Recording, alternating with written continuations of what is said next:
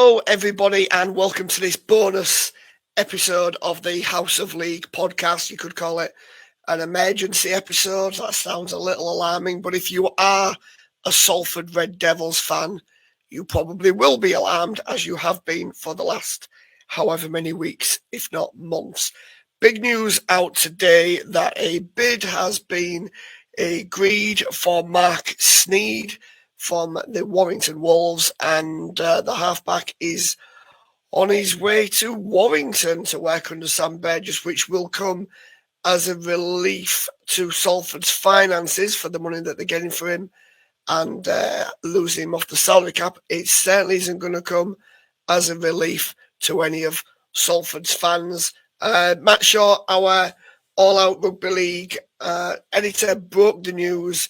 Matt, Tell us the latest and what you know about this deal that's going to take Marc Sneyd to yet another Super League club, this time the Warrington Wolves.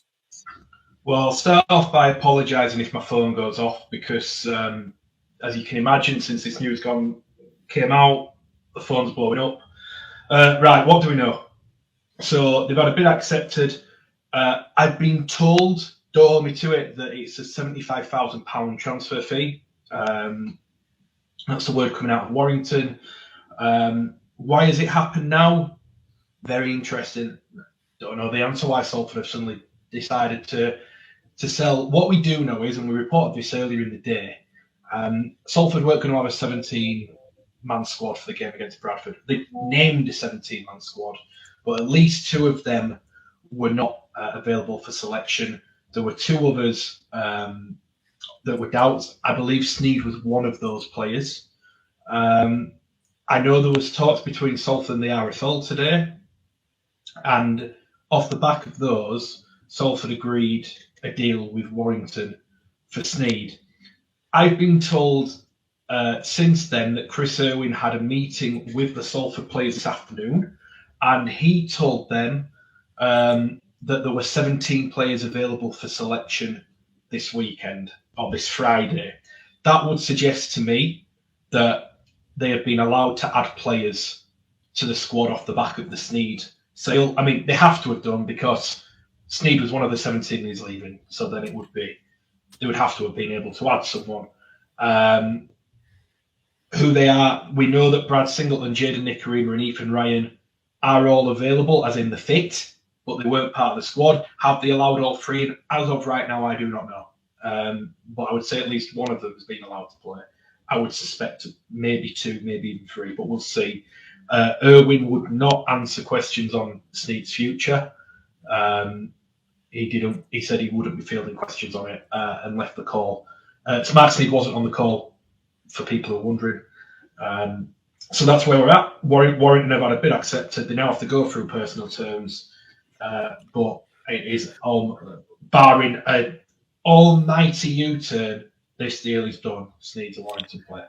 Yeah, I'm gonna come back on a couple of endpoints in a sec, but I just want to bring Dan Tomlinson in because you're on this call, Dan, and I don't feel you're left out. And what I'm going to ask you, Dan, rather than going into the details of what's happened and where, is from a Warrington point of view, why do you think they've pushed to get this done now when we know for a fact Warrington Wolves have been targeting Marc Sneyd for a long time, going back to last year now? Never really pushed, as far as we're aware, to get the deal over the line, even when Salford were having just a similar sort of difficulties a few weeks, if not months ago. Again, never really came up with that big cash offer to push to get it over the line. Why do you think that's happened now? And also, Dan, while you're at it, so I'd have to come back at you, what's he going to give them? What difference is Marc Sneyd going to make to this Sam Burgess team? Start with the first point.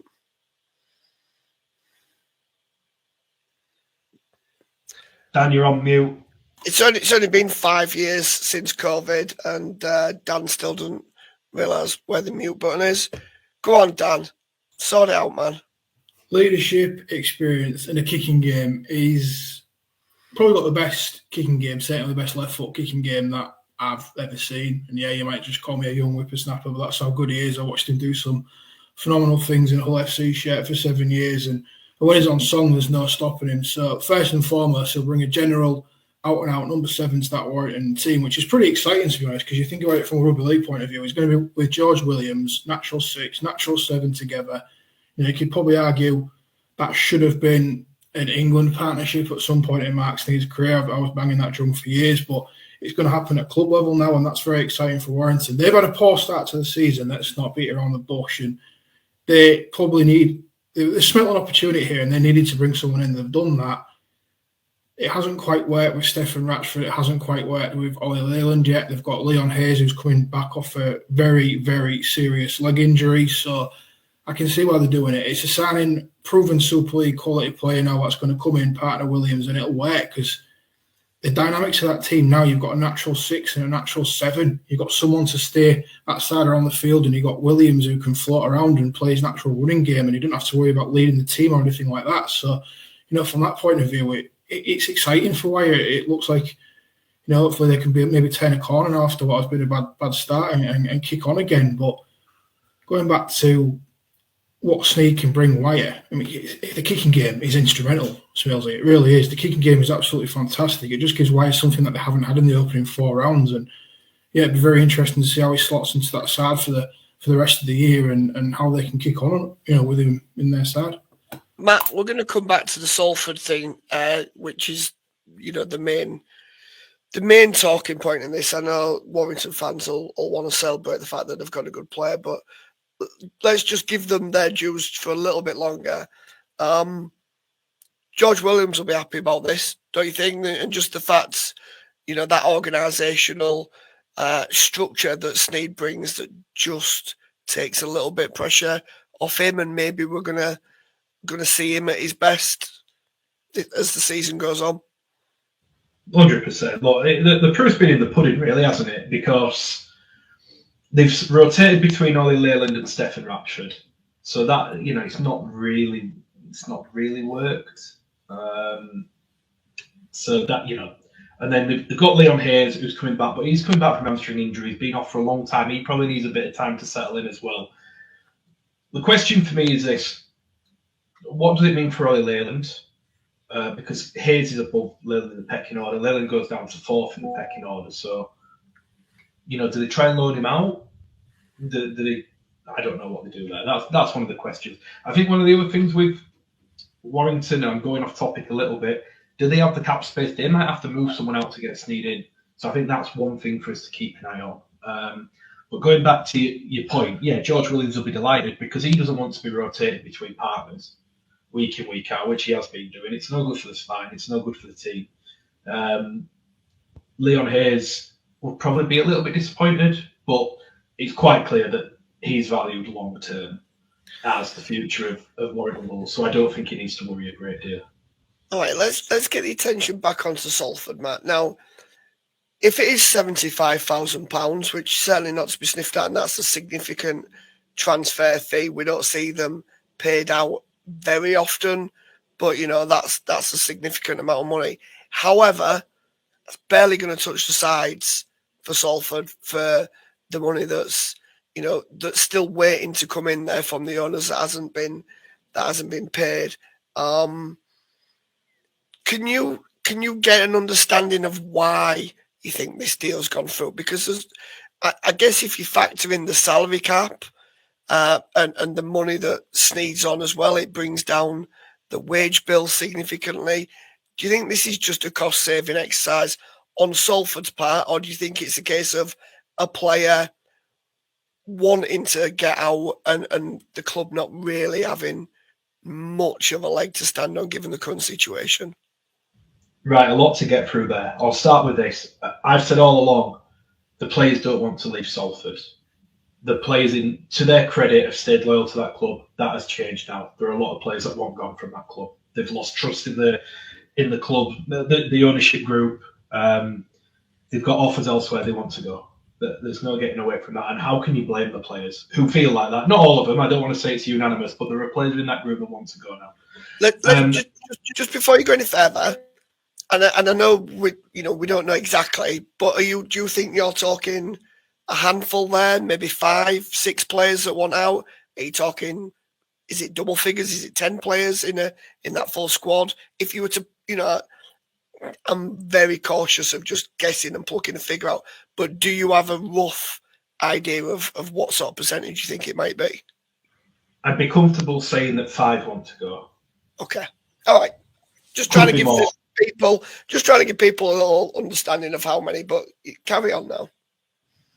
So that's becoming an issue for Salford. I think the first part of that is why now. I don't know, Smilesy. I don't know what's brought this on. I know that there's been communication between Chris Irwin and the players in the last couple of days. They were told about a HMRC bill that had been paid. Has that been a contributing factor? This is the problem, right? I'm speculating now. Salford should not be allowing speculation around this. It goes back to what we said on House of League, or in the league. Where is the communication? The communication from this club is absolutely woeful. You've got fans now learning of star players being sold, not knowing whether there's going to be a full team out. Are they going to give them an explanation as to what's going on? Because they deserve one. I honestly think the way that that club is treating the supporters is awful. Really do. So I don't completely know why. What I can tell you is, as a result of this, that it sounds like they're going to be able to make amendments to the squad. Is that enough reason to sell your star halfback? Not sure. Short-term pain for long-term. I don't know. I don't know, Smalesy. But look, what I do know, it's time for this ownership group to start talking, because they've got a lot of answers to give right now to a lot of people. Where are they? What are their intentions with the club? It seems to me, this is my read on it, Smalesy. This is. I'm happy to say this. I think that their motive is the stadium and the land. I think the club is a necessity for them to get the deal done, rather than the prime reason they're doing this. I have reason to think that because of the way that the money still hasn't come in. The money still hasn't come in that's needed to get the club out of special measures. I just don't buy these, I'm going to call them excuses for the money not coming in, because I've never known anything like this in my life. They need to start telling us now why all this is happening, because it reads to me that until they get the stadium done, which could take a long, long time, I'm not privy to those conversations. I don't know how close or how far it is away, but we know these things can take a long, long time. It seems to me that until that's done, nothing will really change at Salford. And as a result of that, who knows when this will end? I don't see them out of special measures anytime soon. Would you blame the players who are available for selection if they refuse to play tomorrow? Well, they don't want to cup tie themselves, do they? If you can potentially, Sneedy, obviously going to Warrington, but if you're one of the other clubs, if you're one of the other players, there's got a potential to go to whoever, one of the Super League clubs that are still in the competition as things stand right now. And you're thinking, well, hang on, if I move clubs, I don't want to go to a club and find I can't play in a Challenge Cup quarter-final, semi-final, or God forbid a final, because I ran out in that game for Salford before I left. Can I just want to say, as we are on right now, Warrington have just announced the signing of Marc Sneyd. Right, That's okay. just been announced. So, this isn't speculation, and this isn't a dig at the Salford fans. I understand, but I heard some say they don't believe me, yada, yada, yada. Well, there you are, it's announced. So Warrington have announced it. Let me just quickly check if Salford have said anything. Yes, they have. Let's just quickly read this this statement. I'll read it out in full. This is the first time I'm seeing it. The club received 2 approaches for the scrum half this week, and on discussion with the player have agreed a deal with the Super League side for an undisclosed fee. After communication with the ownership group, the club finds itself in a position where significant funds have been further delayed. In order to field a competitive team that is able to meet the sustainability cap, this decision has been reached in the best interest of all parties. So what do we take out of that? That money, just as we were saying, delayed again. Why? This new ownership has to stop hiding, come out and give some answers. Because until they do, the talk will continue. There is no transparency. It's not good enough. The players deserve better. The fans deserve better. They've got to do some talking, because I do not, call me a cynic, I do not trust them at all. And I can't imagine there are many people that do right now, Smalesy. No, it's a difficult place to be at the minute if you're a Salford Red Devils fan. It just feels like every day there's a different issue coming, and as I think me and Matt were talking amongst ourselves this morning, and I think we're getting a bit run down, and we're not even Salford fans in terms of having to report on it all the time. You just want the club to get back where it needs to be, with a sound, solid ownership, a sound, solid squad that gets paid regularly, a staff that gets paid when they should be, and let's just talk about what happens on the field, not off the field. I'm bored of it, Smalesy. I am bored of this Salford situation. It's taking up all my time in work. I'd rather, we were saying we're in Vegas and we were going on about this. Sick of it.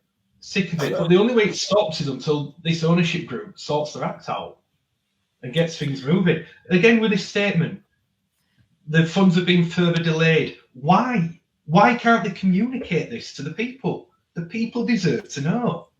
All this, it's just not good enough, Smalesy. It's not good enough. And I'll tell you what, in the bigger picture, I'll say this, I can't see Salford being a Super League club next year. No, I think that's a fair call. I think that's just the way things are going. Then again, with IMG gradings, here's for another podcast. I wouldn't say IMG have been showing themselves in a good light in all this as well. Where are IMG in all this? Where's everyone tells it? Who comes out well in this? The RFL don't, because their handling of it's been ridiculous. Salford is appalling. IMG, look, it does raise questions about the finances and how the gradings work. That Salford are deemed to be where they are. The whole thing's just a mess. The whole thing's a mess. I'm bored of it. I can't imagine how the players and Paul Rowley feel. How must they feel right now? Yeah, Rowley in his last season as head coach as well of the club. So, yeah, exactly. And Paul Rowley's the one who keeps coming out front in it. Where's Chris Irwin? Where's the ownership group? Why is it left to the head coach? Yeah, really. I know I'm ranting a bit now, but I just, this impacts so many people, and those people, I don't mean us, I mean the players, I mean particularly the supporters, deserve a lot better than they're getting right now. A lot better. It's just absolutely unacceptable how this ownership group is hiding and not giving answers. It's not good enough. It certainly isn't good enough. We will leave it there and we will go and try and get some of them answers. Thanks, Dan, for popping on for your brief appearance there. It was short, but it was definitely sweet. Matt's going to go lie down somewhere and cool down, because this is certainly getting his back up, as no doubt is all you Salford fans out there going through a difficult time. But Marc Sneyd is a Warrington Wolves player. We'll have more on that next week when we reconvene for our full House of League podcast from Manchester. So make sure to check that out. Make sure to find us on our YouTube page. Give it a like, give it a subscribe. Same with our Facebook page. And we'll be back soon, everybody. Thanks for being with us.